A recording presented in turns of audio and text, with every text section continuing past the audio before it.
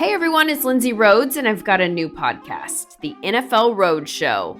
Fun and kind of nerdy conversation about the NFL every Monday, Wednesday, and Friday. I've got some amazing guests that are joining me. I'll be breaking the huddle with the top stories, previewing games. We'll get you set for the weekend fantasy with our Fantasy Friday episodes, and we'll answer some of your questions as well. So subscribe to the NFL Road Show on Apple Podcasts, Spotify, or wherever you get your podcasts.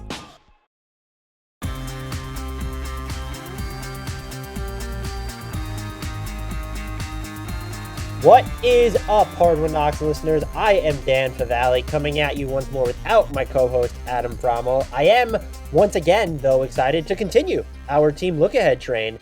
We're releasing this on a Sunday because we just want to get as many teams out as possible before the start of the season, and then we'll let the last few trickle out probably sometime before the middle of January is out. We'll have those finished because we will have to gear more towards league-wide coverage once there's meaningful basketball. But, hey, we have like 21 or 22 of the team previews being pumped out in a span of just a couple weeks. I think that's pretty good. Today, we're talking about James Harden, and then the Orlando Magic with Keith Smith. He covers the NBA all over the place. He's at Yahoo Sports, RealGM, Celtics blog, and host of the Front Office Show. Follow him on Twitter at Keith Smith NBA if you're not already. After him, we get to the Charlotte Hornets with Kanata Edwards. He is the co-host of the Locked On Hornets podcast and also a writer for Dime Up Rocks. Had a great conversation with both of them. Please make sure that you're checking it out. Before we get started, though, just my normal reminder to please subscribe to this podcast if you've not already. Download the episodes, recommend us, help us retweet promos, get the word out. This podcast is underrated and awesome. Take people's phones, subscribe them to this podcast. They'll thank you later, maybe. And finally, whether you use iTunes or not, please head over to iTunes somehow, some way on someone else's phone. Search Hardwood Knocks. Throw us that 5-star rating and write a review. Those are the second best way to really help us out after, one, subscribing and downloading these episodes. Without further delay, though, let's talk some James Harden trade information and Orlando Magic with Keith Smith. And then let's talk Charlotte Hornets with Kanata Edwards. Keith, thank you so much for coming on the podcast to talk some hoops, specifically the Orlando Magic, but also some James Harden stuff with me. I really appreciate it. First and foremost, though, how are you doing? Hey, thanks for having me. I appreciate that. We're doing all right. Things are a little hectic. It's Christmas, so we're trying to prep for that. We were just talking before we started how we both have puppies, and that's a handful. And then on top of that, this little thing, called the 2021 season is starting in a matter of days. So, it's all coming together all at once. But time stops for no man, or waits for no man, or whatever that saying is. Yeah, I will say I know the NBA doesn't really have downtime anymore, even in a normal schedule, but after living through and working through like the expedited timeline that we just saw, where it was the championship, and then it was, there was like a second of a lull, but then it was the draft, and then free agency, and then training camps are open, then it's preseason, and now it's the regular season. I could deal without that level of truncated whirlwind. I could say that. I agree with that wholeheartedly. There's been nothing good about the way that came together, other than it was kind of nice to have free agency essentially done in a period of about 3 or 4 days. But yeah, I don't think there was all that much that we could do about it. So we're making the best of it. Yeah, and I don't mean to actually legitimately complain, but this was the transactions were, because they were so close together, this was the offseason where it was tough for me to keep track of certain players on certain teams. I forgot Trevor Ariza was on the Thunder at one point. I think Trevor Ariza probably forgot that he was on the Thunder at one point with how much he was moved. So that was the thing that was hard to keep track of most for me, just because it was such a flurry. Yeah, I like to hope Trevor Ariza just stayed in one place and then said, "Tell me where I need to go at the end of the year." Yeah, he had the very Luke Ridnour summer, where that one offseason where he was traded Yeah, exactly. Yep. Before I start picking your brain about the Orlando Magic, I don't know if you've heard, but James Harden has been in the news a little bit lately. And I kind of wanted to, as someone who's just so in tune with the league behind the scenes and the CBA and all that, I first and foremost wanted to ask you where you sort of land on his pushing the boundaries, I would say, of trade demands in advance of free agency, because this has been sort of like a a gradual process where it was, oh, free agency was happening a year before they were set to explore the open market. Then it was like kind of a year and a half. Like Anthony Davis was pushing that limit. There was even Paul George, but like that stuff was different with the way that happened with the Thunder. And now, though, you have James Harden, 2 full seasons left on his deal before he can even explore free agency, really pushing to get out. And I'm wondering, my questions are, one, is this an issue that needs to be remedied, when they start talking about a new CBA? And then 2, insofar as it's a problem, like what can you even do to fix it? Yeah, and unless they go all the way to a player demanding a trade becomes finable, or that player's is not trade eligible or something, I don't know how you fix it. I also am not entirely sure that we should fix it. I know that there is a belief out there of, hey, you signed a contract and honored it, but I also look at it from the other side too. The team signed that contract with the player. They don't honor it. If they want to trade them, they trade them. And I generally tend to believe in life, like I root for the labor and not the management. For sure. It's just generally how I go. But it's not good. Let's put it that way. For a guy like James Harden with 2 full seasons left and then a player option season after that, to be saying here, a month out from the season or so, or whenever that all started, of I don't want to be on this team anymore and I want to be traded.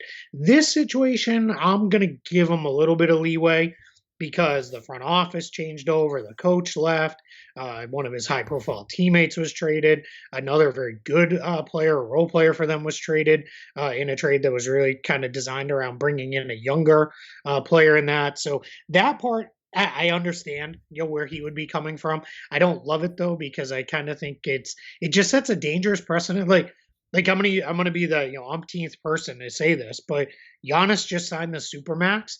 He's not trade eligible for a year, so there's no way anything's happening for this year. But that's all that's it. That's the restriction. If he decides at the end of this season, you know what, this isn't going the way I want, I don't want to be here, he can ask for a trade again. Or not again, because he never did in the first place, but he can ask for a trade. And that doesn't necessarily sit right with me. And I'll, I should have caveated this before. I don't think that's anything Giannis is going to do. But yeah, those things, I don't like it, but I just don't know how you fix it.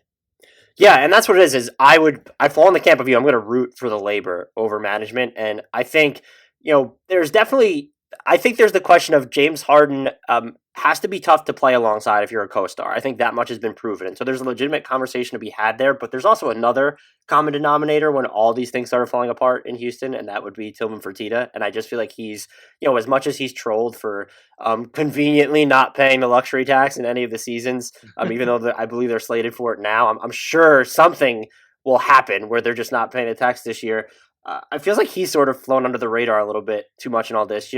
We know D'Antoni and Harden were close. We know Daryl Morey worships James Harden. And, whether or not the Sixers are actually willing to trade Ben Simmons for him, and that's a separate discussion, Morey clearly has interest in working with him again, so Harden can't be so unbearable that his former GM wants to actually give up assets to work with him again. And so that's where the discourse starts to get uncomfortable for me too, is because I don't want to see this where players are not showing up to training camp and then it's their teammates that have to answer questions about it. And I do feel bad for Raphael Stone and Steven Silas, but it's not just Harden's fault that things are falling apart in Houston. And to your overarching point, I don't know how you would address it either. I think one of the most popular things has been you can incentivize and enable teams to spend more by not letting these supermaxes actually count as such large percentages against the cap. But even that's resting then on, okay, these organizations still have to spend, and we have to believe that players want to give them the opportunity to spend even more. And then really when you're paying one player that much money, whatever the percentage is, how much can you lower it where it would even make a difference for it to cap, the percentage that would count against the cap. And so I just don't know that there's a perfect solution out there. I don't know that, and I would fall in your camp too, where this isn't really a problem aside from between 10 and 15 players in the league, but those just happen to be the 10 to 15 most important players in the league. And that's why it's probably worth at least trying to address. Yeah, exactly. That's it. No one cares if the eighth man on a team is hey, I want to go somewhere else, because it's all right, whatever. You're the eighth man. great, we'll move you and good luck to you in your new destination. It's because the guys we care about are the true superstars. They're the guys on the max deals, and they're the ones who are, chirping every once in a while, and I don't want to, the other thing too, I think this gets painted as, here goes the NBA again. These guys are never content to, just be happy, in one place. They always want traded. And it's like, this happens, maybe, one main superstar, maybe once a year, but it's probably more like every 2 or 3 years. So Mhm. let's, that's the other thing I like to say is, let's not all get crazy about this. I know it happened with Anthony Davis and Paul George in the same summer, so that felt a little bit different. But before that, who was the last guy before them that was a main true guy who was like, get me out of here, I got to go right away. I don't know that there was. Excuse me, I'm having the hiccups. I'm not getting all worked up and verklempt about this, I promise. But it's it doesn't mean that much to me. But it is I do look at it and say, I think it gets overblown a little bit just how often this happens.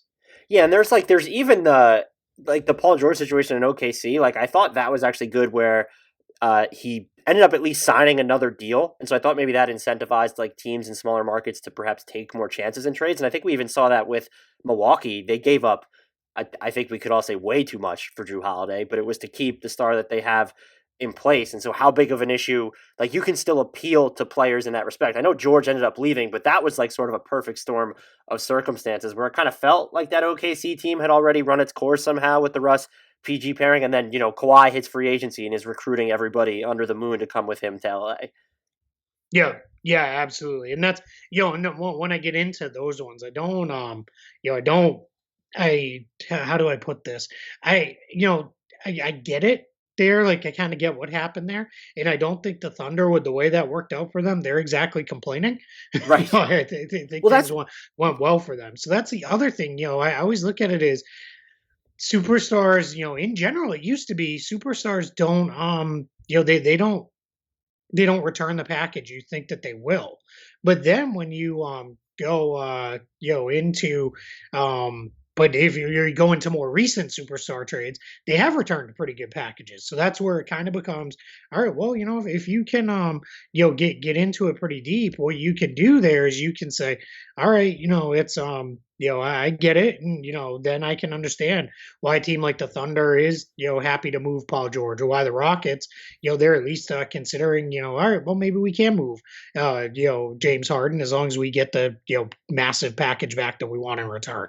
Yeah, that's a good point too. Is like not a perfect situation if you're losing a really good player that you want to keep, but even like dating back to when Melo forced his way out of Denver, like he had it narrowed down to a market of like it was 2 teams at the time. It seemed like Brooklyn and New York, and they still ended up getting what was a nice haul for him. And you look at the Pelicans with Davis, and then you mentioned OKC for they essentially, the best way I've seen it phrased is that Sam Presti figured out a way to trade Kawhi Leonard without ever having him on the roster, just because of the haul that he got for Paul George alone. So that's not. I'm not trying to encourage that. Yeah, just let players like force their way out. They got 3 years left on their deal. I don't want to see Towns or Devin Booker trying to get out of their respective teams, and I definitely don't think Booker wants to now. I'm not. I'm just citing them as their contract examples. But teams do tend to when is the last like star trade that a team got absolutely hosed on, even when that player was really trying to narrow down the market? Maybe Cleveland with Kyrie, but he wasn't even narrowing down the market. That just seemed like they chose the wrong package. One, by the way, that was celebrated in real time. Like, oh, you had the Nets pick. Like that was the crown jewel that everyone had wanted at the time. Yeah, you had the Nets pick. You had Jay Crowder, who looked like he was going to be a really good player. You had Isaiah Thomas, who we didn't know the full extent of his injury. So yeah, at the time it was, well, the Cavs just kind of reloaded for a guy who wasn't going to be there anymore. So yeah, it's been a little while. I would say maybe the Carmelo Anthony trade didn't work out exactly the way the Nuggets hoped it would, but now we're going pretty far back. in NBA terms, that might as well be ancient history. So I get it. I get why, to kind of, maybe, catch up on it. I get why these guys, ask for these things. I fully understand that. I also understand when the teams are like, no, you have, multiple years left. We're not even going to entertain this unless we get blown away with an offer. And that's, I kind of look at it in the end. That's everybody's right on every side. Yeah. And so with Harden specifically, he has a list of 4 preferred teams. And I did find it hysterical that Milwaukee was apparently on that list for 2 reasons. One, to name them after they traded away basically every single future asset that they have already was funny. And then 2, he basically said that Giannis is only good at basketball because he's tall at once. So I found that to be funny. But I wanted to ask you if you saw any, and it's kind of twofold. If you like any dark horse suitors for him that are not of the 4, Miami, Brooklyn, Milwaukee, Philadelphia outside that. And the second part of that would be, do you think that teams that are off his list might be more emboldened to go after him at some point, just because I think even if Harden's agreeing to to stay where he goes next long term, you're still only making this trade because of his next 2, maybe 3 years. That next contract he signs, from a team perspective, good for him, whatever he gets. But that next contract he signs is probably not going to age the best. And so whether you're the Nets or the Sixers, a team that he wants to go to, or a team that he wouldn't want to go to, you're essentially making this trade in the vein of looking at the 2-year window alone anyway. And so I'm wondering if that could then embolden teams that are not on his list to get involved in this thing at some point. Yeah, and I think we could see that. And I think there's been this new willingness with GMs to get a guy, see if it'll work, and then if it doesn't, you flip him again in another trade. I think that's something that the teams are considering now that they never were, especially in this situation where he's got a couple years left on his deal. So I'll give you a couple teams I like from each conference that I think this is not a reporting thing. I'm just I think should get involved. We're going to talk about one of them in a couple minutes here in depth, the Orlando Magic. I would not be surprised at all if the Magic got involved, and I think that they should. Now the challenge is, do they have the pieces to throw back to Houston that they want? That seems to be a little bit more questionable. But you could send Aaron Gordon and Evan Fournier as the base of your package, and then you bring in Harden, and that's now they go from being a team that's probably right around the play-in the Eastern Conference to I think they're probably a playoff team. With Harden, because that's how good James Harden is. I think the Indiana Pacers could be really interesting. What if they said, we're just not going to deal with the Oladipo situation. We'll move Oladipo. We'll move one of the 2 bigs, Turner or Sabonis, probably Turner. I wouldn't move Sabonis myself. Move Turner and Oladipo. And there's the base of our package, and we send them. And again, they're probably a playoff team, but that takes them to the next level in the East. And then the last East team, Chicago. It just feels like Chicago's got something going on. And they've got the big expiring contract and Otto Porter that they could send out. They've got a couple young guys they could put in the package. They might convince Houston to be there. That all those teams that I mentioned have all their own picks. And then I really believe Houston wants to get him out of the conference. So I don't think they're going to move him within the West. But in the West, doesn't it feel like Denver could get involved and really push themselves from being right there to maybe putting themselves in the mix with the 2 LA teams as the favorites to come out? And they could use Gary Harris and Will Barton as kind of the basis of your package. Portland, just because we're contractually obligated if we cover the league to try to break up CJ and Dame whenever we can, right? And then the last one, which I think is just kind of fun, and I think a lot of people will be like, wait, no way he would go there. Utah, I think, could be interesting because you could send out Mike Conley. There's the vast majority of your salary matching. And then they've got a couple other interesting younger-ish guys, not super young. But if you sent them the Drew Holiday package of picks, here's every pick we can give you straight out with swaps, with Conley and Royce O'Neal and whatever else it is you want. We'll send that your way. And the only thing I will say is a lot of people are like, he's not going to want to play in Utah. Utah is about as close in a hop, skip, and a jump away from Las Vegas as you can get in the NBA. And Klay Thompson loves their zoos too. So there's the other selling point. There it is. Yep. I had not given a lot of thought to Utah. I've like the teams. It feels like they might just be like that one tangible asset short, where it's like you could point to that young player as the centerpiece. A team that I've thought about, I'd be curious to get your thoughts on this, would be what if I guess this would have to leak, or would have to leak into the middle of the season to when the Raptors have their full breadth of trade eligible guys. But if you had Powell, Van Fleet, and OG, and then I don't know how many picks and swaps it takes from there to do it, he would be really interesting to me in Houston. Toronto. Toronto. You know what I would try to do if I was Toronto? I might even try to send Lowry instead of Van Vliet. I think Houston would be far less interested in that, but I'd at least start there. Just with Kyle Lowry's getting older, he's still a great player, but getting older, he's so I might start there. But yeah, that is interesting. I hadn't really thought too much about that one, but yeah, and it would take a little bit. What's Van Vliet's got another couple weeks, I think, before he's trade eligible. But yeah, that is an interesting basis of a package, and that is the kind of move Masai Ujiri would make without even worry about it at all, right? He would go all in on a move like that because that's the kind of thing he does. And then if Harden doesn't want to be there, he'll turn around and probably trade him for more than he gave up anyway. That just seems to be his MO. So yeah, I could see that one. All of that said, I think it's going to be Miami, Philadelphia, Brooklyn. One of the teams that's out there. Eventually, I think they'll get, let's say, a month into the season. Maybe around like MLK Day or so, when it's kind of this. We've played ourselves into shape. We're still, we're a month into the season. We're 12-8 or whatever. And we're not a top 2 team in the conference, and one of those teams might talk themselves into, all right, let's get it done. Let's go get Harden and see where we go. Yeah, it seems like I'm sure they're waiting on, regardless of what's happening with Philly. Like, you just wait on if Ben Simmons might be on the table, like you just wait to see if Philly figures it out. But the odds are that one of those, I'll say 3, because Milwaukee's just, that's a joke. Like, what do you even build something around Middleton and DiVincenzo? Like, I just don't know what that becomes. So one of the other 3 teams, like maybe they start out slow or aren't as good as they thought.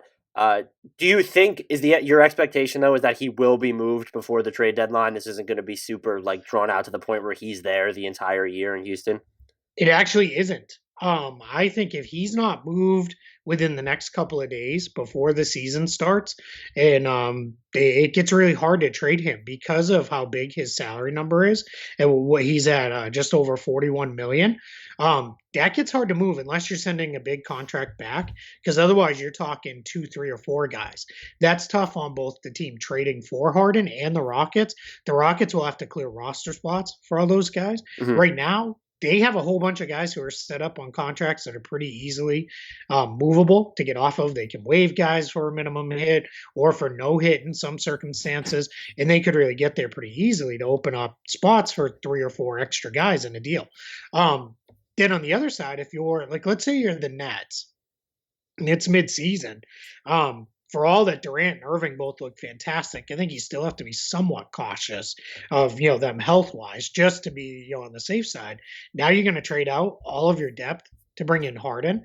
And yeah, you've got the best, trio probably in the league at that point. But if anybody goes down, now you don't have anything left to replace them with. Right. And that makes it really, really hard. So that's why I think he's either going to get moved here in the next couple of days, or I think this might drag into next offseason. I hope it doesn't drag out, because but I also hope that he's not traded before. We're recording this on a Saturday. This is going to be published on Sunday. I hope he's not traded beforehand. And as someone who, if chaos is already happening, I root for more chaos. I want him to go somewhere that's not on his list. That is my totally biased hope.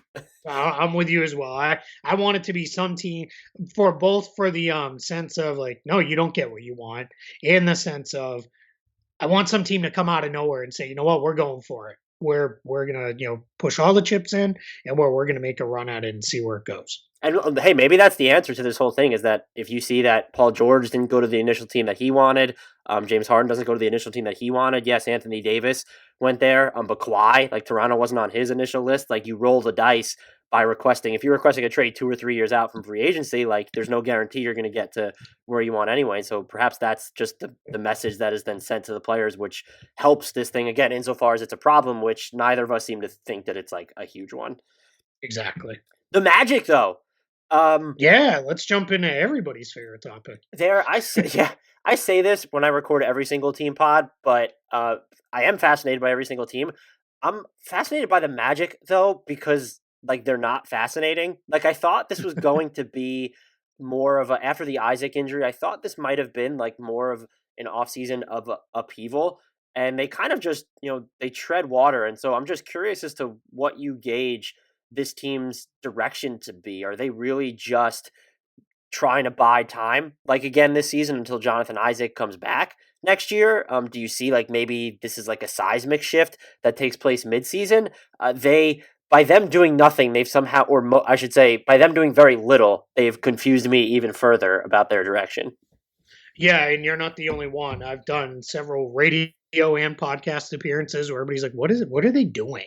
Because it kind of feels like they're not doing anything, right? In a sense.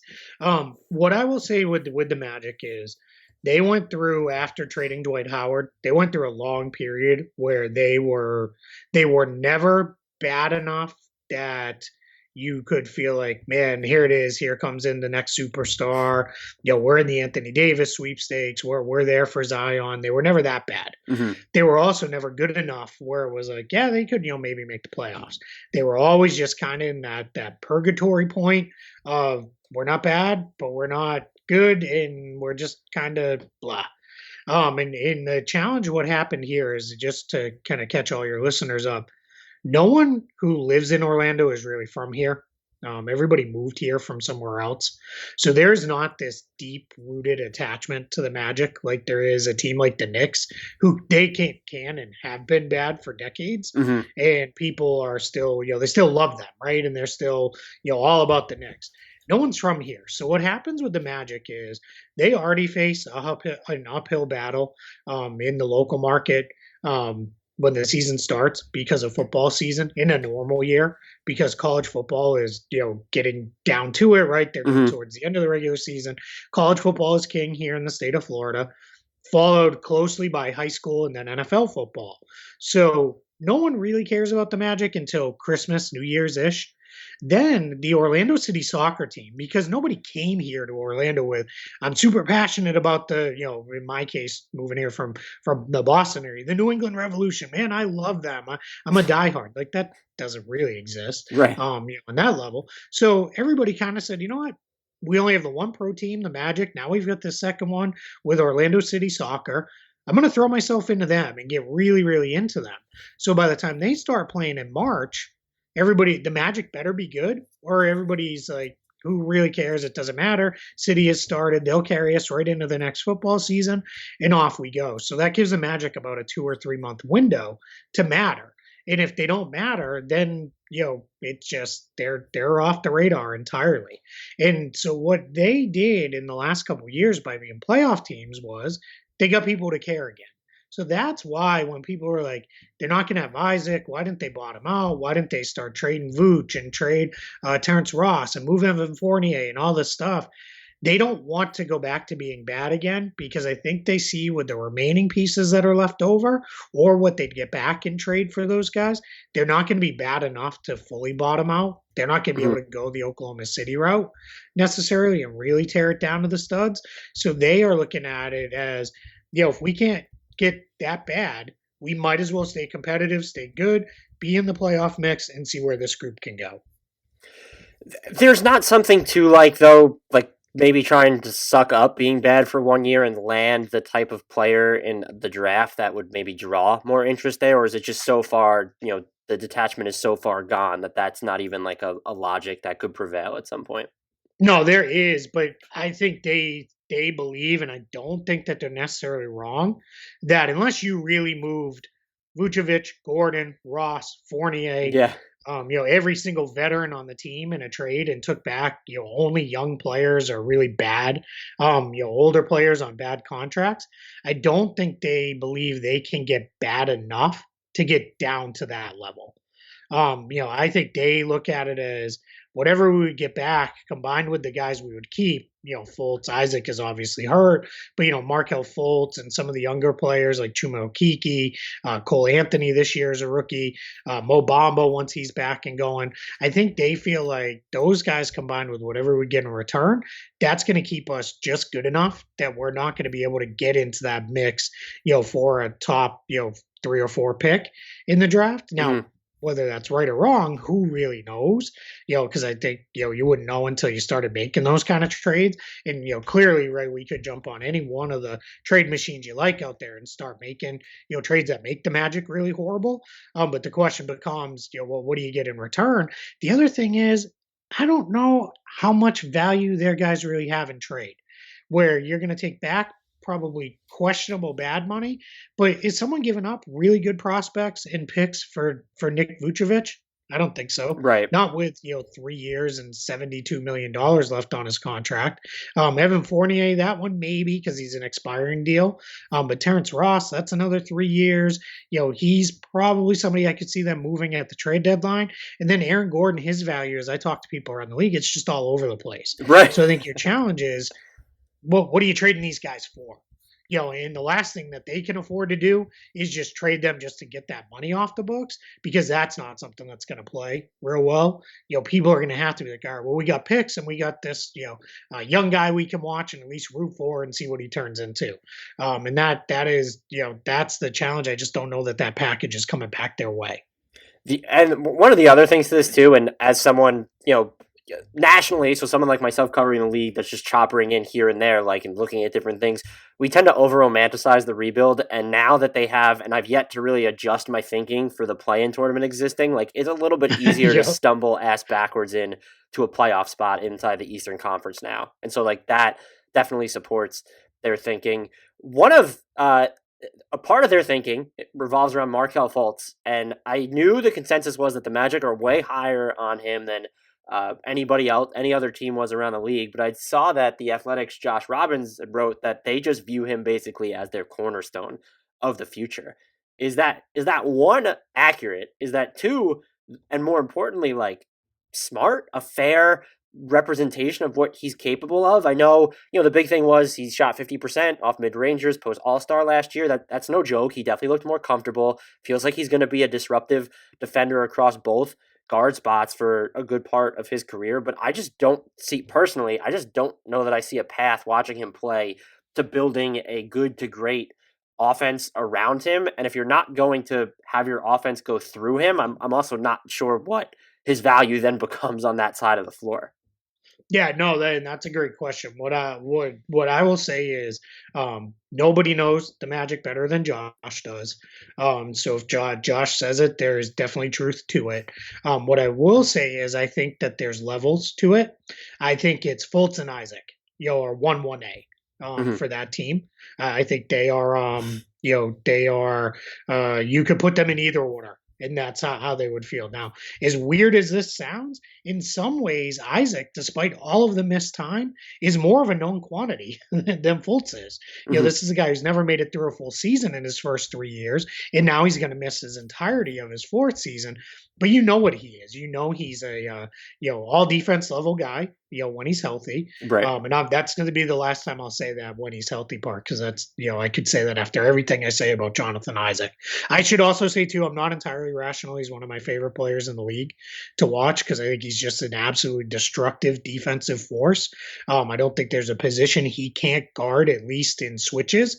And hold his own on. And then offensively, where the jury's still out, he's developing a little bit. He's got a pretty nice mid-range jump shot. His three-pointer kind of comes and goes. His off-the-dribble game hasn't done too much, and he doesn't really do anything in the post. So he's kind of more of a complimentary guy, but he can be the guy you can build your defense around. But then Fultz is still a work in progress in a very, very major way, despite the fact now here's the thing too, he only just turned 22.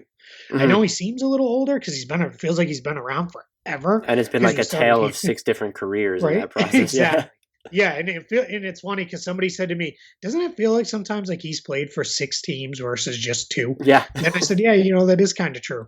But I look at Fultz and I think what the Magic see is if you look at the leap he made last year and what was really his rookie season in a lot of ways, you can look at that and say, "Man, that's pretty good."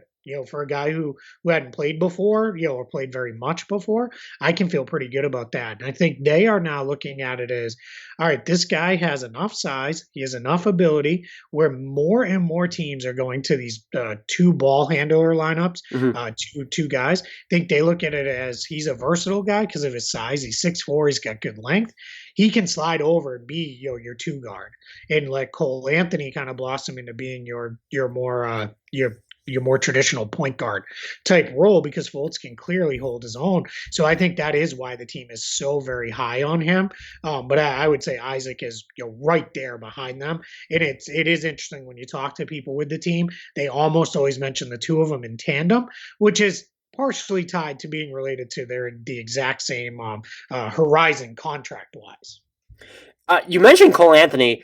It does seem like the Magic, this is, everyone I think makes fun of their spacing and shooting every single year, but it's also like kind of a real thing. And is he going to play a role right away to maybe where we see him spend a bunch of time with Fultz? And not only that, but sort of have for lack of a better phrase, just like a really long rope of leeway to get shots up, because he sort of feels like you have Terrence Ross, obviously, but he feels like one of the other guys, or maybe the only other guy that can really come in and put pressure on defenses consistently from beyond the arc and just let her rip whenever he's in the game. And with the Magic having playoff aspirations, though, I'm wondering what sort of opportunity he actually gets as a rookie.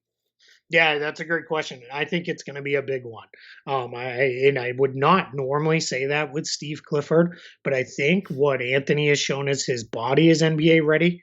I think, of course, being Greg Anthony's son, he knows what it takes to be physically ready to play in the league. And I think he clearly spent the downtime and the pre-draft time, working on that. I think he went through a lot at North Carolina. That team wasn't very good. Their spacing wasn't very good. He didn't have a lot of room to operate.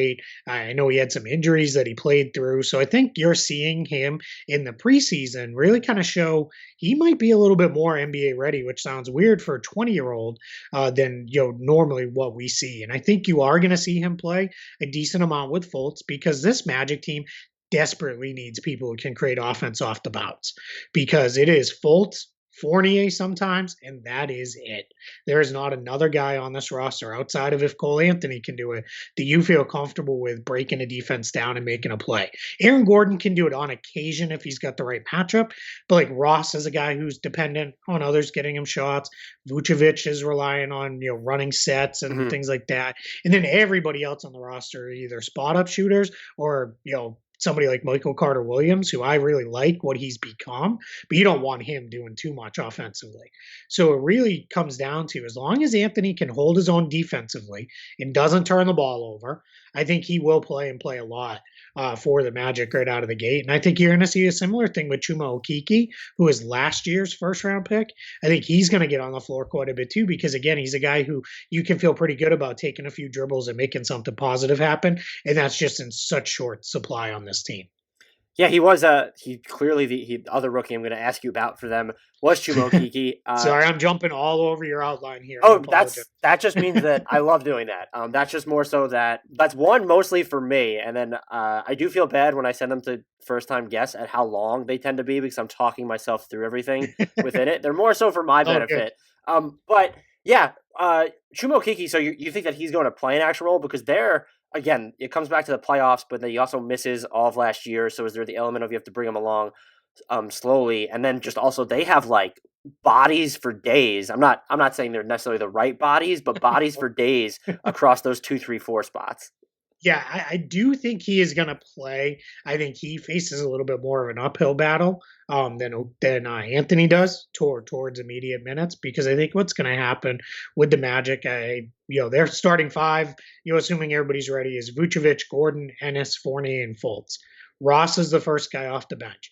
Then you're going to see Carter Williams come in, and he's going to play a lot.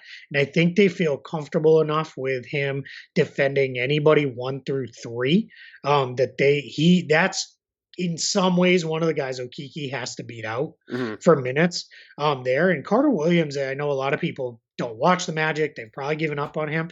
He's adopted a little bit of that Tony Allen mindset of he can't really shoot, but he's going to defend the heck out of everybody you put him on. And he can do just enough if you get him the ball as your, swing, and he's, got a little bit of a lane in front of him. He can do enough to create something out of that. He's still got that kind of point guard skill in him. So I think that him adopting that is really, in a lot of ways, it's rejuvenated and saved his career. That mindset. So they feel good about putting him in the game. Then it's going to be it's going to be Ken Birch or Mo Bamba when Bamba is ready to go. He's still working through some stuff. Then it's kind of the mixed bag guys because it becomes Gary Clark, Dwayne Bacon, and Chuma Okeke. If Okeke can eventually prove he can defend and he's not going to foul because Steve Clifford doesn't play guys who foul a lot. They foul among the least of anybody in the entire team in league, then he'll get on the floor, and I think he'll beat those guys out eventually because again, they're gonna need guys who can put the ball on the floor and create offense.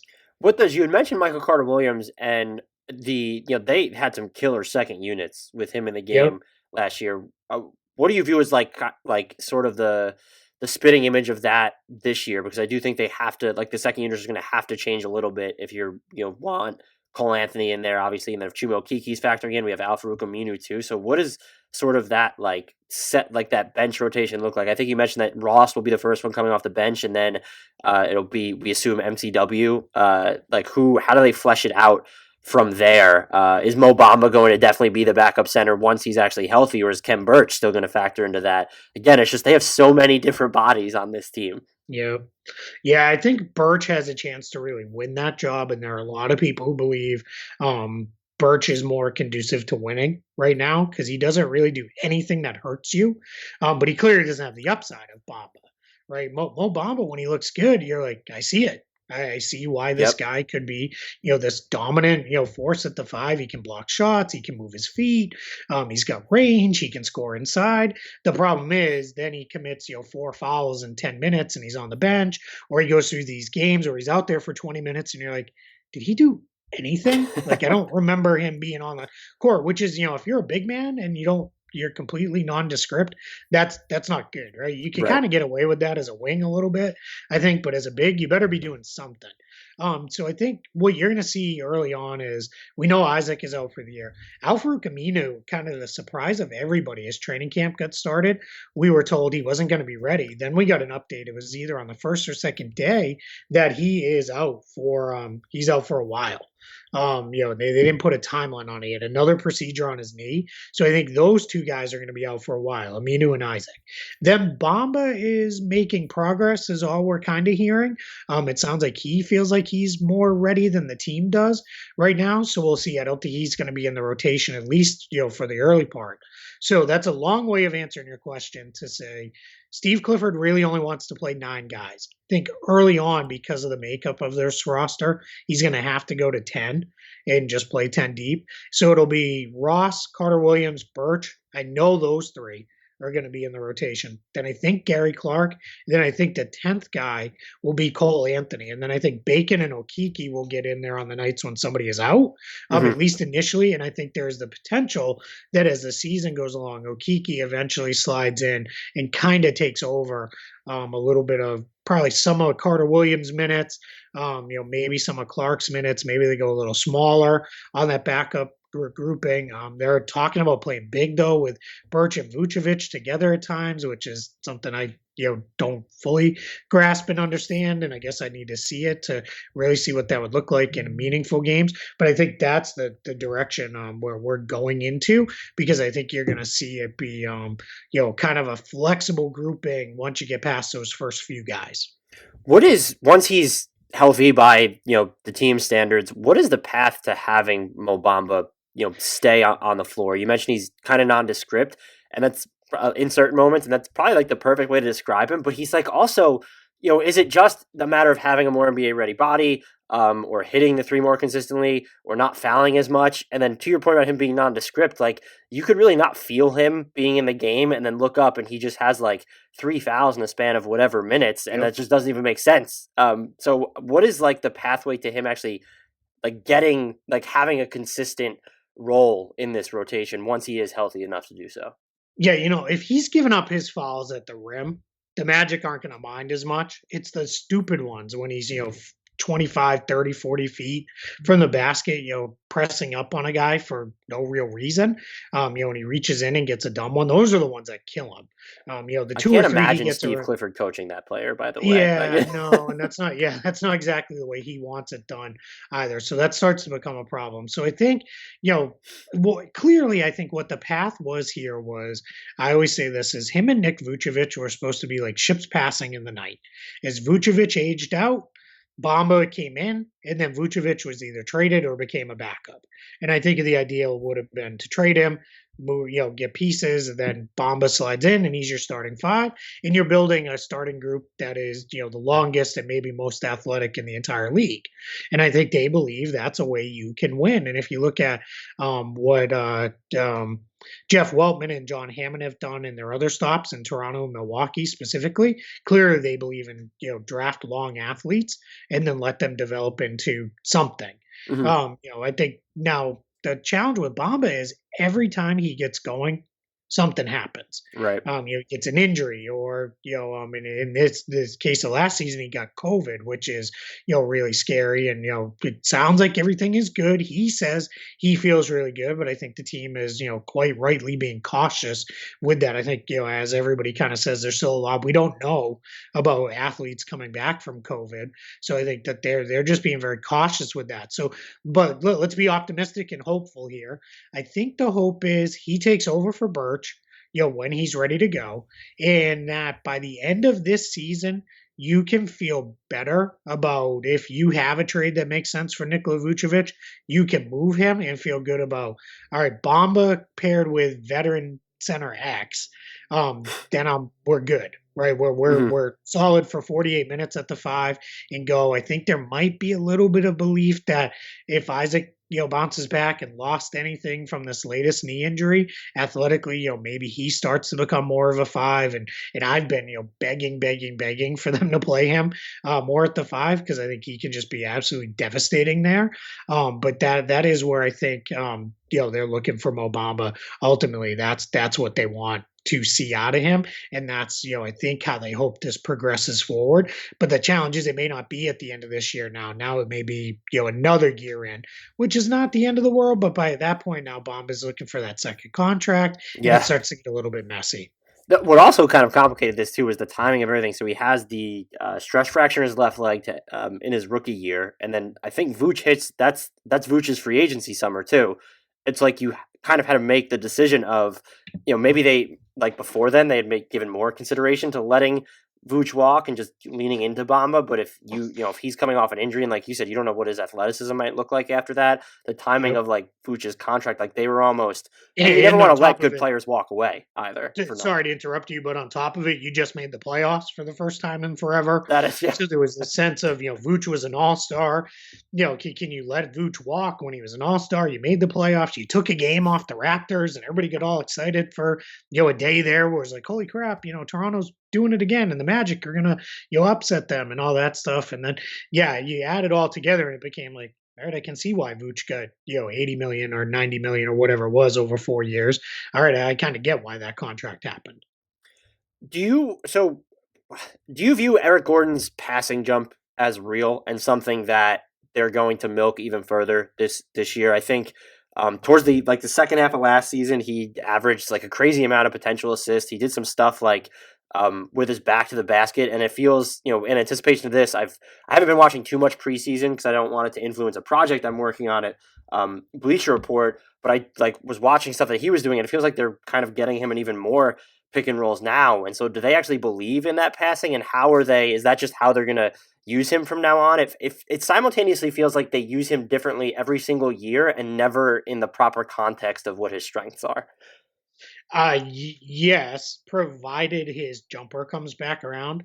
Now, a little bit of an unknown thing that I don't think a lot of people know outside of the area. He played through a really bad ankle injury all season long. It just was not good for him. He hurt it very early in the year and then just kept playing because he felt like like the team needs me. Mm-hmm. They need me out there, and he just kept going through it. And then by the time we get into the bubble, he kind of reheard it, and then it was just, all right, this is no longer worth it, for you to be out here. Where are we going anyway? Just we're going to deal with this. So I think it was, that got overlooked a little bit. He didn't have the lift he usually has, right? This is a guy who's one of the best, Should be a two-time dunk champion. Yeah. Yes, he absolutely should be. Yeah, one of the best, athletes in the entire league. So I think what it is you look at it, with Aaron Gordon is, I think they do want to put the ball in his hands a lot and see, all right, what can happen, because what with his size and his athletic ability when he's feeling good, he sees the floor so well because he's 6'8", 6'9", and guys just don't, guys aren't usually passers at that height, so he sees everything. So I think what it is he is really able to see a lot of stuff. The Magic, surprisingly, for all that they don't have, they don't have a 3-point sniper, they've got a bunch of guys who are pretty good shooters. In general, Vooch is a pretty good shooter. Fournier shot really well last year. Mm-hmm. Fultz can do some stuff in the mid range. I think he's, his mid range percentages were way, way up there. So I think Gordon can find stuff. The challenge is if his jumper is broke like it was last year, which I'm going to chalk up to the injury. Teams are going to, if it's broke like that though now and it wasn't the injury, teams are going to drop off him. They're going to get into those passing lanes, and it's going to make it a mess. So I think a lot of that depends on, you're not catching anybody off guard anymore. You've got to get going, to be, how do I put this? You got to be able to, hit enough jumpers to keep people honest, to open up those passing lanes. And that's the thing I need to see out of him. I don't know what to expect from his shot making anymore. And he even went through stretches last year. I was looking at his splits where he was shooting well on catch and shoot threes, but then it would plummet. He's never, his pull-up jumper's never really been trustworthy, but if you're going to leverage his playmaking from face-up spots specifically, you can get away with it if he's going to be down low a little bit, but if you're going to leverage it from him, bringing the ball up the court or setting the offense up from above the break, you need him to have at least some semblance of a floor game to really leverage that threat. So I just don't, he still fascinates me, and I know you said that his trade values or considered around the league just all over the place. Yeah. He still feels like he could be like a hyper valuable player, but probably just not on this team is just where I'm at this point. Yeah, I'm to the point where, I don't like when people throw, it's the Magic don't develop anybody. I mean, that was true when he was first drafted, but now it's a whole new front office. It's been 3 different coaching staffs. Like we can't keep saying that, because you can't say that and then say, man, they've really brought Fultz along pretty well. Right. Like that's, those two things don't go hand in hand to me. But I do wonder if Aaron Gordon is one of those guys, if, and unfortunately in Magic history, there's a lot of them where it's eventually his time's just going to run its course. They're going to move on from him. And then wherever he goes next, he becomes a 20-10 guy. And it's like, how did this happen? Again, Victor Oladipo, and, you can just go down the list with guys after they left Orlando that feel, like they broke out after they went. One thing that he does have to certainly do is with his athleticism and the way he can, get up around the basket, he is pretty strong. He has to finish better. He misses too much stuff inside. He doesn't have any moves inside, but he should at this point, especially where he plays a lot at the 3 against a lot of teams, or they'll put a 3 on him. He should be able to take that guy down there, pin him, turn, and finish over those guys and finish through the bigs, because he's strong enough and athletic enough, and we just don't see that often enough out of him.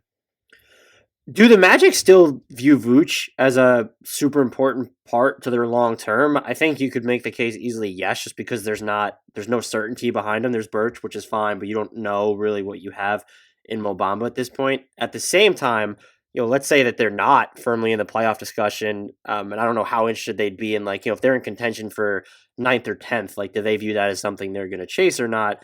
He sort of seems like one of the 2 or 3 players that would be most mentioned in trade rumors. And then the flip side to that flip side would be, teams aren't necessarily in the business of forking over all this money and value for bigs.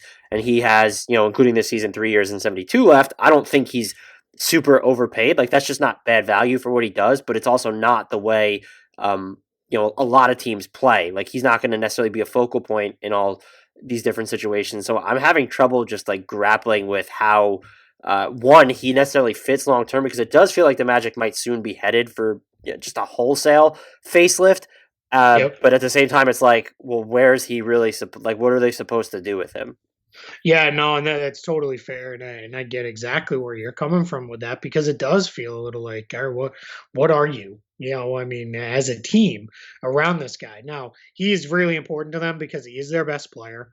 I think that's pretty clear.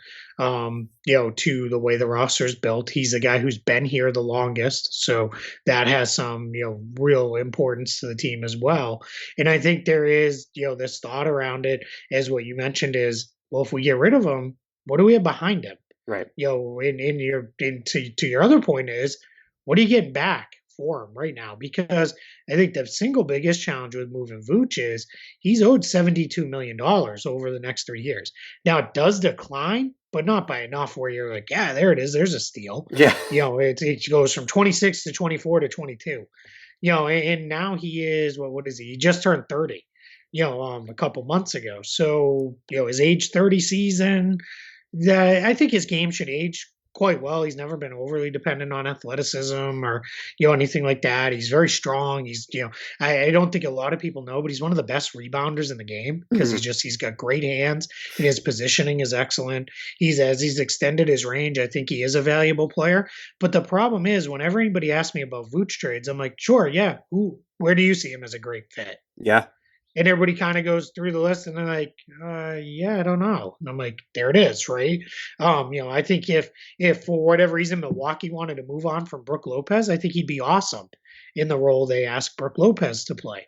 But they're probably not moving Brook Lopez from. Yeah, you get into the issue of like, well, how much of an upgrade is Vooch over Brook Lopez? And even is he one, right? Because Lopez has really become such a dominant defender. Yeah.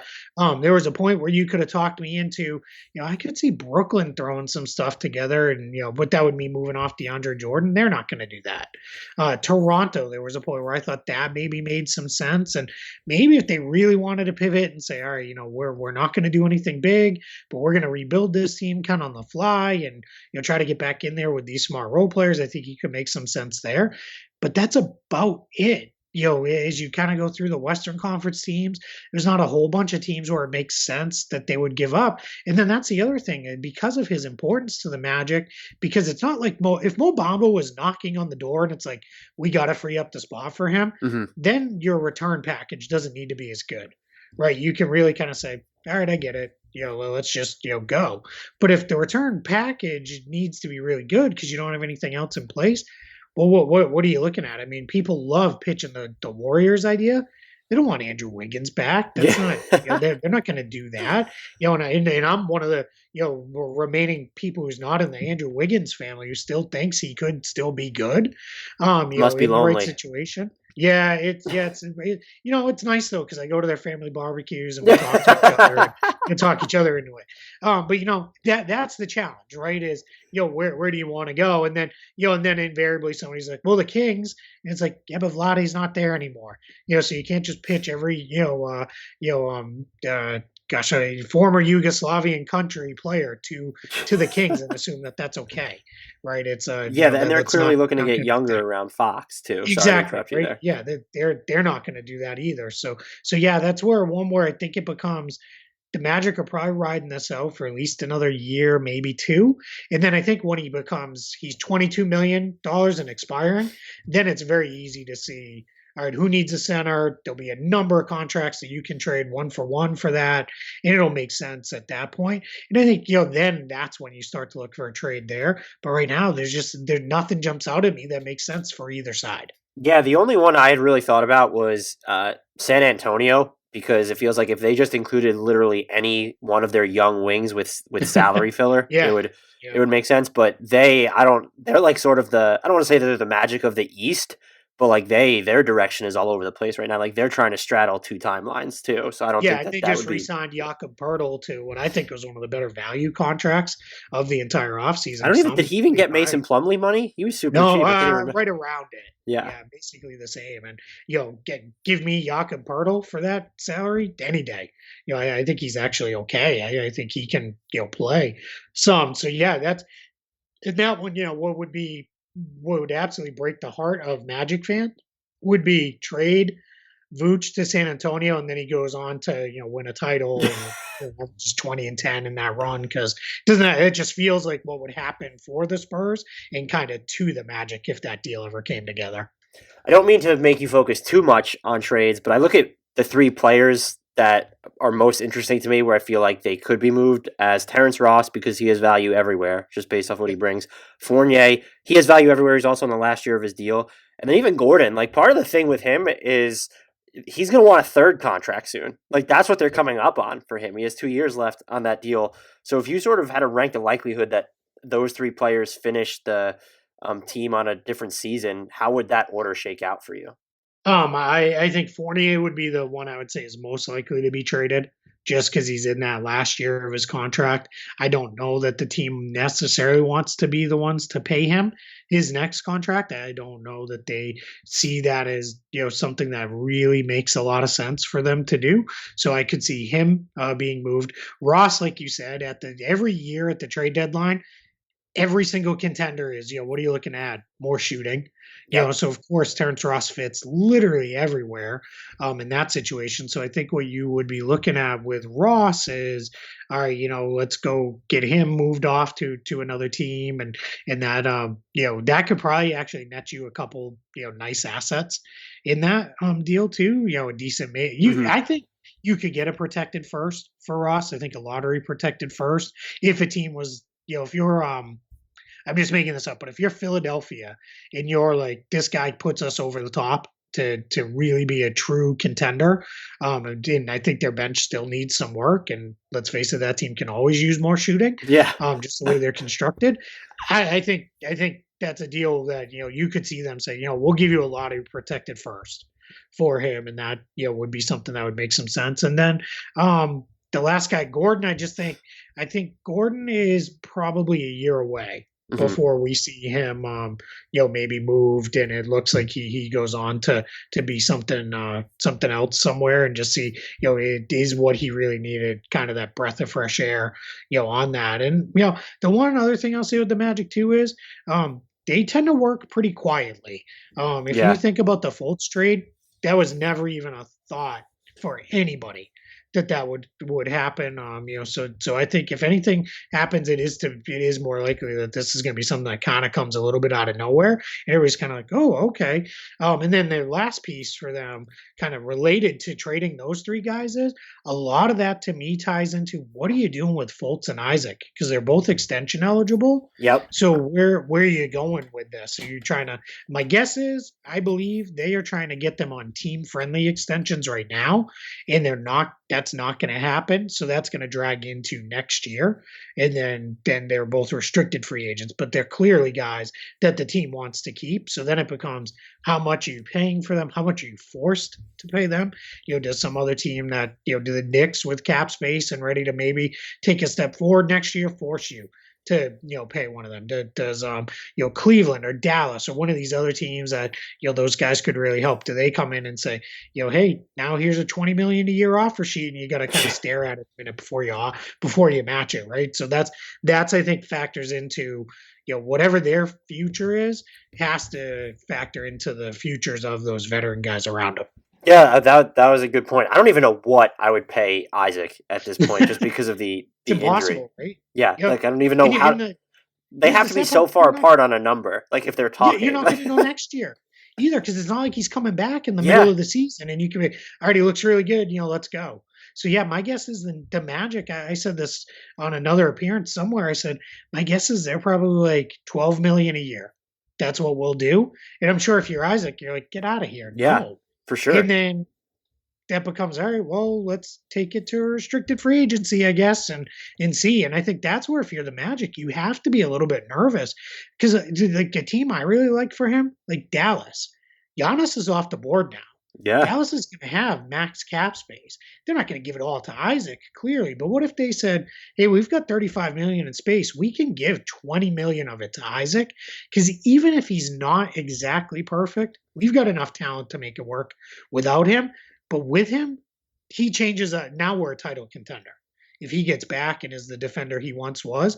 And then if you're the Magic, now you're sitting there like, do we match that? Do we let him go? Like that's the hard part of it. So that's why, as I put it, this is why Jeff Weltman and John Hammond are getting paid an awful lot of money to make that decision. And the rest of us can just sit here and nitpick at whatever decision they make.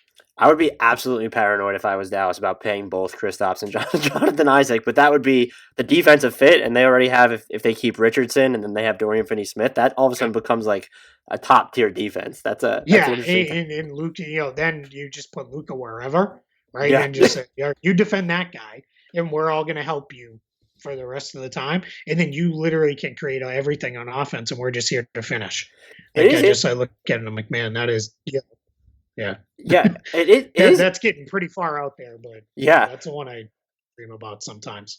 Of the three players we were just talking about too, it's interesting because I think I'm highest on Gordon and most intrigued by him, but he's probably the hardest fit to find. When you're looking at if they were to move him, what teams might give up value. I know a lot of people like the fit in Minnesota, and I would agree, but what are you getting from Minnesota for Aaron Gordon? I don't think you want Malik Beasley's deal as the centerpiece in that. And then really with everything he's going through right now, that doesn't fit, what the Magic are as an organization. So that's a challenge as well. The other two that stuck out to me just really quickly were Denver and Boston. Seems like I wasn't crazy. I don't think anyone was crazy about Boston's offseason, but I think to me Aaron Gordon's a better answer defensively to a Giannis and a Bam than Tristan Thompson was going to be anyway. And so he interests me there. And then Denver, just imagining him playing alongside Jokic, sort of in that Paul Millsap role, but just even more of a hybrid, and because Millsap's getting so much older. But then you still again run into the issue of, okay, Boston has a hodgepodge of assets, but what does Orlando really want? Are they in love with any of their young guards? And then there's of course the salary matching is tough. You don't want to have to take necessarily Tristan Thompson back in that deal when he's eligible to be moved. And then I think the benefit there though is the Celtics have the trade exception, so you could slide him into that without having to do this.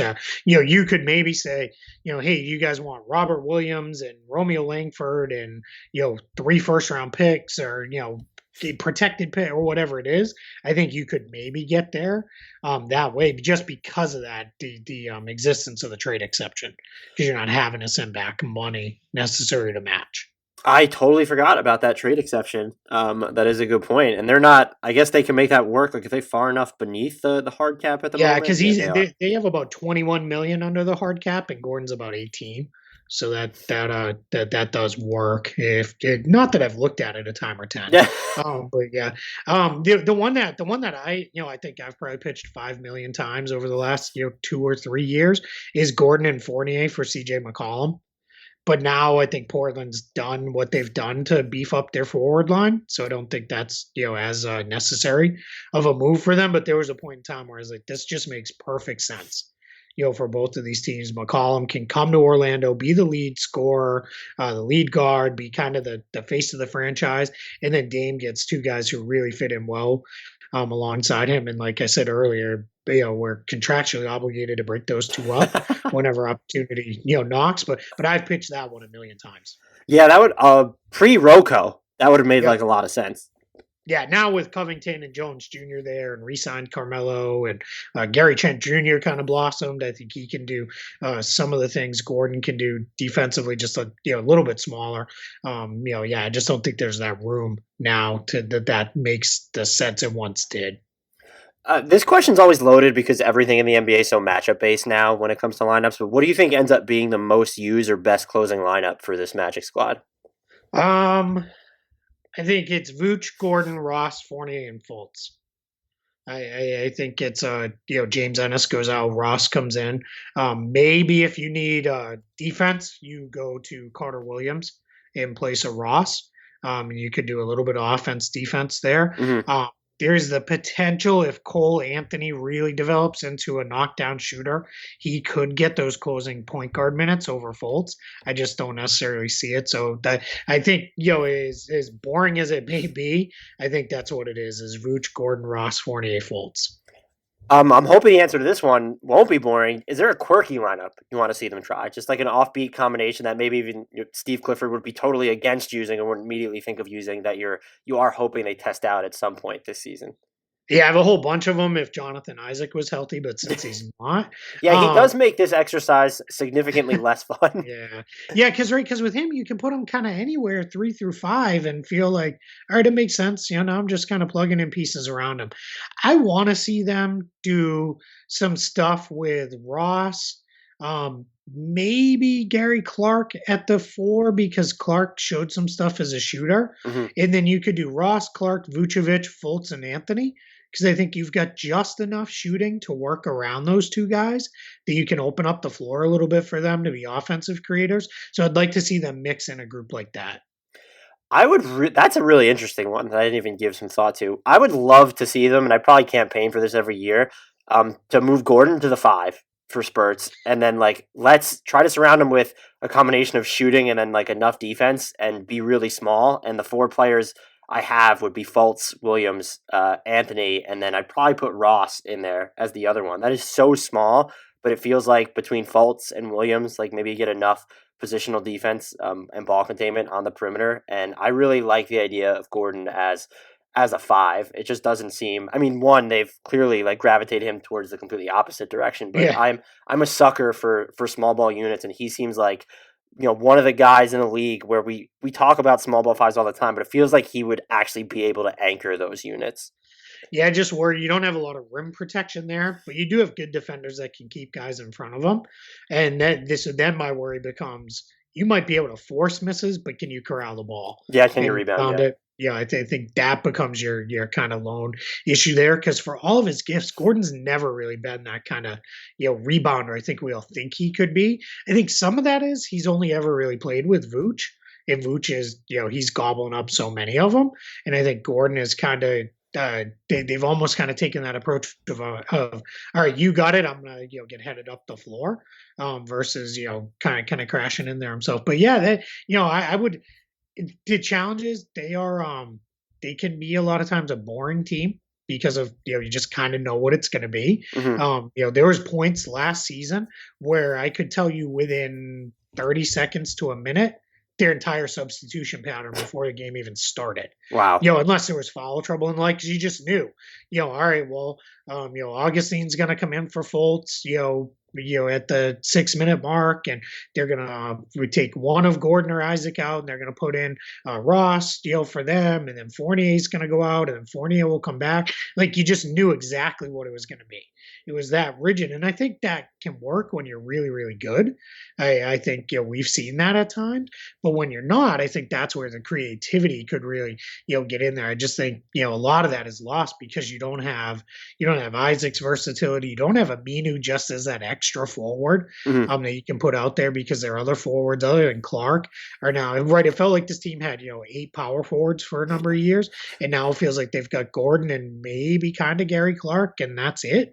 They don't have 5s that can really credibly play there, and they don't really have 3s that you can easily see sliding up to play the 4 either. I think Okeke maybe could do a little bit of that, but I think he's got a long way to go, and I think we saw them try some of that with James Ennis, and it just wasn't good. So I don't think we're going to see that again. See if James Ennis can rediscover his 3-point shot too. Yeah, that'd be very convenient. It would be huge for them. Yeah, because he was really bad once the Magic got him. I think it was the worst he's ever shot in his career. Yeah, it was. I remember looking at it, and it was absurdly low. Yeah, it was in the 20s if I remember right. And I'm sure their spacing doesn't help, but that there was something else, a miss there. So what's a realistic win total and East finish for this team? They're over under. I was actually surprised it was this low. It's 31.5, and I can't think in terms of 72 games, so that is the equivalent of a 36 win season. Yep. That seems to imply that either their floor is constructed as a lot lower than the Magic estimate, or that the projections, the odds makers, whatever goes into it is baking in some sort of a talent sale. So which way would you lean? Do you see them just hitting the over? Would you expect that this is the season they make some shakeups in the middle of the year? Where do you sort of lean with where this team will finish? I think I've got them a little over. I've got them at 33 wins, and I've got them right in that 10th range. Somewhere between 8th and 10th in the East. So they'll be in the play-in mix is my guess. I don't think I kind of look at the East as there are 7 kind of locks in the Eastern Conference. Of course, one of those 7, the wheels will fall off, right? Everything will go wrong and they won't be good. But right now, I look at it as there's 7 locks. There's 3. I don't know, well, what's the opposite of a lock, but non-locks? Detroit, Cleveland, and New York. I think you're completely out.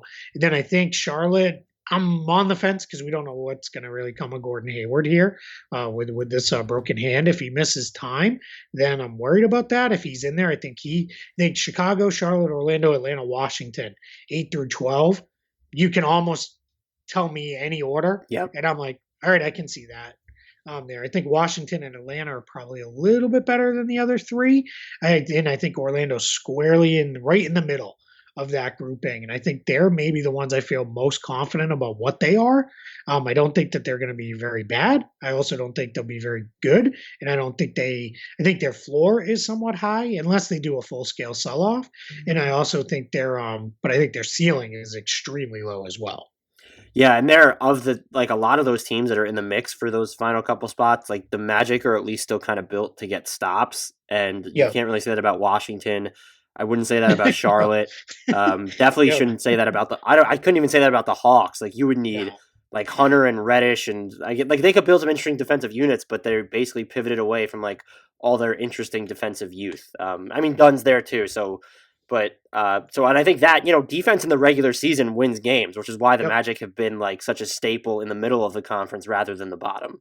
And you know what? And I make this point a lot, and I apologize. I think I've said it already a couple times here, but I'm going to say it again.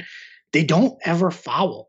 So just the fact that they don't foul people, they don't give up free points ever. They're kind of consistently in there, just good defensively, under Steve Clifford, because you just don't get those free points off of them. They've been in the lower, I want to say lower third, and probably even better than that in free throws allowed, just because they don't. Now on the flip side, you never catch maybe other than, especially with Isaac out, every once in a while Gordon gets one of those weak side blocks where he sends it 5 rows into the stands and everybody gets all excited.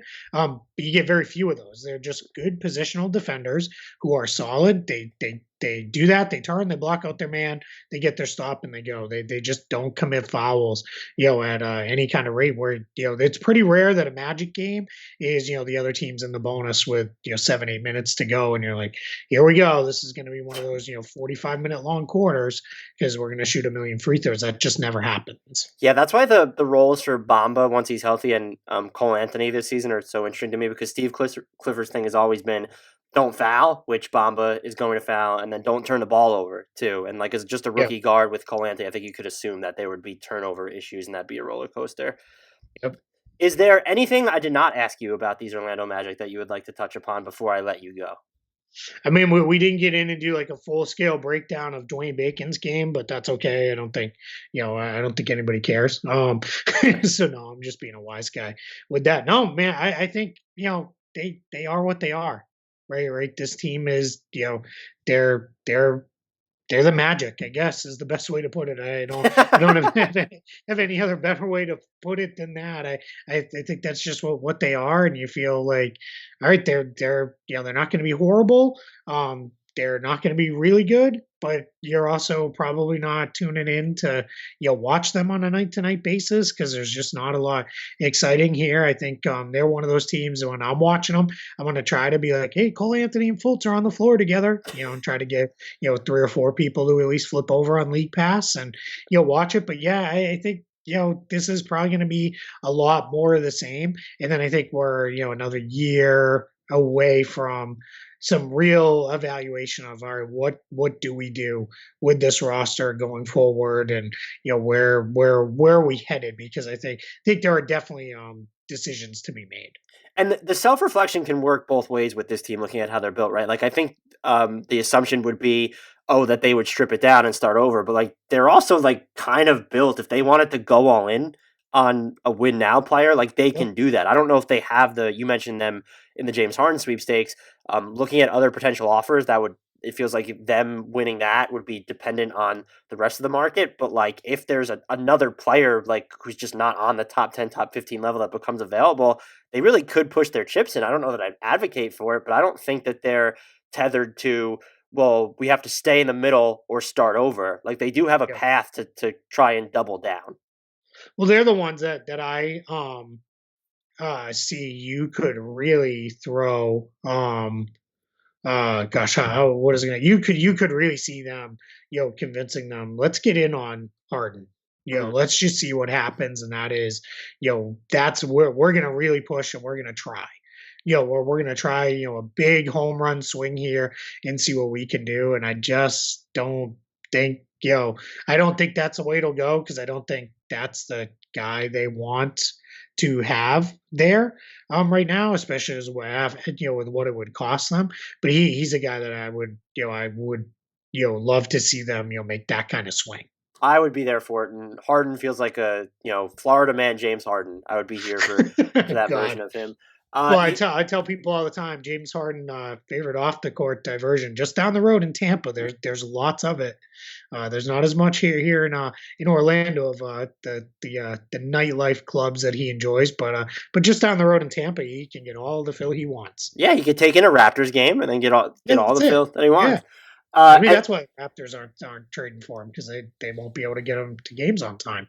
And as long as, by the way, you're talking about getting people more eyes on the Magic on League Pass, since you're clearly going to be watching more of the Magic than me, any alert to if they ever do put Aaron Gordon at the 5, that would be very much appreciated. That's it. I'll try to remember that. Don't hold your breath. I would be held responsible if you do, because I don't think you're going to see it. I'm going to hold out hope that it happens. That's it. Hold out hope, but don't be disappointed when you don't get it. If you guys are not following Keith on Twitter already, I don't know what the hell you're doing. Remedy that immediately. At Keith Smith NBA, spelled exactly as it sounds. He covers the NBA for Yahoo Sports, RealGM, Celtics blog, host of the Front Office Show. He wears many hats, and he wears them extremely well. And again, he's a fantastic follow on Twitter. At Keith Smith NBA. Keith, thank you for giving me so much of your time. I really appreciate it. Had a lot of fun, and rest assured, I will definitely be bothering you again sometime in the future. It was no bother, but I appreciate it. Thanks for having me.